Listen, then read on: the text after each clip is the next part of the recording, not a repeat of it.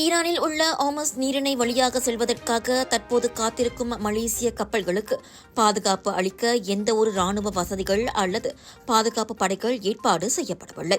அந்த கடற்பகுதிக்கு இதுவரை துருப்புக்களையோ அல்லது பாதுகாப்புக்காக ராணுவ வசதிகளையோ அனுப்ப வேண்டிய அவசியம் இல்லை என்றும், ஆனால் தேவைப்பட்டால் இந்த விவகாரத்தில் உதவி வழங்க தனது தரப்பு தயாராக இருப்பதாக மலேசிய ராணுவ படைகளின் தளபதி general Datuk Malik Razak Sulaiman தெரிவித்துள்ளார். மத்திய கிழக்கு வட்டாரத்தில் பதட்டம் அதிகரித்து வந்த போதிலும் ஈரான் அளித்த உறுதிமொழிகளை தொடர்ந்து அடுத்த சில நாட்களில் குறைந்தது 7 மலேசிய கப்பல்கள் ஹோர்முஸ் நீரிணை வழியாக பாதுகாப்பாக செல்லும் என்று ஊடகங்கள் முன்னதாக தகவல் வெளியிட்டிருந்தன. பாரசீக வளைகுடாவில் கப்பல்கள் இருப்பது குறித்தும் அந்த முக்கியத்துவம் வாய்ந்த நீர்வழிப்பாதை வழியாக செல்ல அவற்றின் நோக்கம் குறித்தும் ஈரானுக்கு தெரிவிக்கப்பட்டுள்ளதாக மலேசியாவுக்கான ஈரானிய தூதர் வயோலா மொமாடி நஸ்ராபாட் கூறினார். ஹோர்முஸ் நீரிணையை கடந்து செல்ல 7 மலேசிய எண்ணெய் கப்பல்கள் அனுமதிக்கு காத்திருப்பதாக வெளியுறவு அமைச்சர் டத்தோஸ்ரீ மொஹம்மட் ஹசான் கடந்த சனிக்கிழமை தெரிவித்திருந்தார். அந்த கப்பல்கள் தடுத்து வைக்கப்படவில்லை என்றும், மாறாக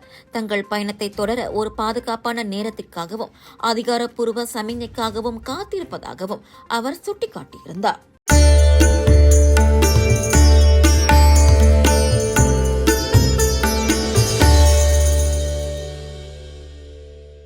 சமையலுக்கு நேரமில்லையா? இதோ செஃப் ஈஜி ப்ராடக்ட்ஸ். சைவமும் அசைவமும் சூடு செய்து சாப்பிட தயாரான வீட்டு சுவை. ரூம் டெம்பரேச்சரில் பாதுகாப்பாக வைக்கும் நம்பகமான உணவு.